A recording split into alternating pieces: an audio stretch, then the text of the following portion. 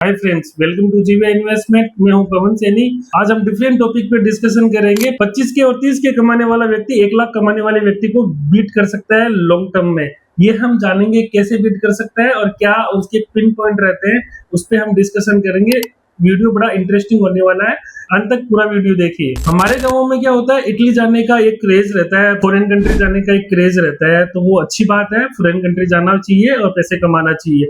But India में रहकर अगर 25 के 30 के कमाने वाला व्यक्ति है और वो अपने परिवार के साथ रहता है, अपनी फैमिली के साथ रहता है, वो भी 1 लाख कमाने वाले को लॉन्ग टर्म में बीट कर सकता है।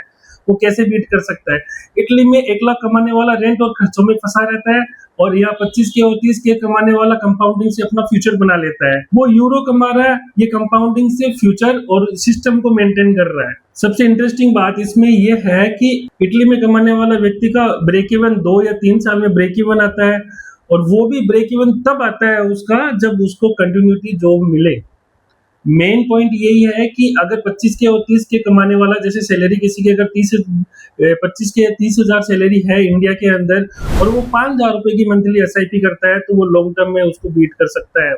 ये बात थोड़ी सी अटपटी लगती है सुनने में, बट ये ऐसा होता है। मैंने अपनी लाइफ में ये चीजें अनुभव की है विद एक्सपीरियंस के साथ। उसमें क्या होता है कि मैं केवल बात वही कर रहा हूँ जो वहां पे जॉब करते हैं, ना कि कोई अदर किसी का बिजनेस है, किसी का कुछ और है, तो मैं उसकी बात नहीं कर रहा हूँ। मैं ओनली बात कर रहा हूँ 1 लाख कमाने वाले व्यक्ति की, जो वहां पर सर्विस करता है। और यहाँ पर जो बंदा सर्विस करता है 25 के कमाने वाला, उस व्यक्ति की बात कर रहा हूँ, ना कि बिजनेस डेवलपमेंट की बात कर रहा हूँ। मैं ओनली उनकी ही बात कर रहा हूँ। तो वो लॉन्ग टर्म में बीट कर सकता है। ये सिस्टम और मेंटेन और टाइम कंसिस्टेंसी के साथ में बंदा चलने वाला होता है। ये रेगुलर अपनी 5,000 की एसआईपी चलती रहती है इसकी, तो लॉन्ग टर्म में ये कंपाउंडिंग से रिटर्न कमाता है। उसका 2 या 3 साल में ब्रेक इवन आता है, और जब ब्रेक इवन आता है तो उसका खर्चा भी बहुत हेवी होता है और वो सिस्टम से नहीं मेंटेन कर पाता। उसकी रिस्क प्रोफाइल बहुत ज्यादा होती है, थोड़ा अग्रेसिव होता है। ये मॉडरेट बंदा होता है, अपनी रिस्क को मिनिमाइज करके चलता है, और सिस्टम और कंपाउंडिंग और टाइम मैनेजमेंट और डिसिप्लिन, इन चीजों के साथ में वो अपनी धीरे धीरे लॉन्ग टर्म में वेल्थ क्रिएट करता रहता है और वेल्थ क्रिएटर बन जाता है। वो हेवी सैलरी कमाते हैं। सच्चाई थोड़ी सी कड़वी है, अटपटी लगती है।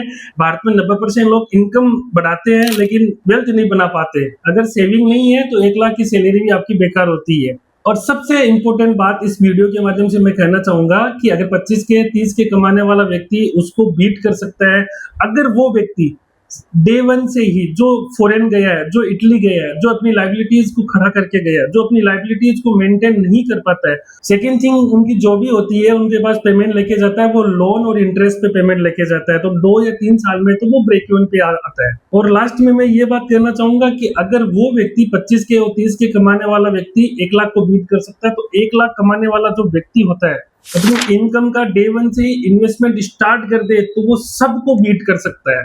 मेरी बात ध्यान से सुनिए, वो सबको बीट कर सकता है, सबको, एवरीथिंग, क्योंकि वो महीने का 1 लाख रुपए कमाना है, तो वो सबको बीट कर सकता है। बट उसके पास में वो फाइनेंशियली प्लानिंग नहीं होती, कंपाउंडिंग नहीं होती, खर्चों में पड़ा रहता है। जब आपको जॉब मिल जाए तो डे वन से ही 10%, 7%, जो भी कंफर्टेबल अमाउंट हो, आप इन्वेस्टमेंट स्टार्ट करना स्टार्ट कर दीजिए, तो आपसे बड़ा कोई वेल्थी नहीं होगा। Thank you so much.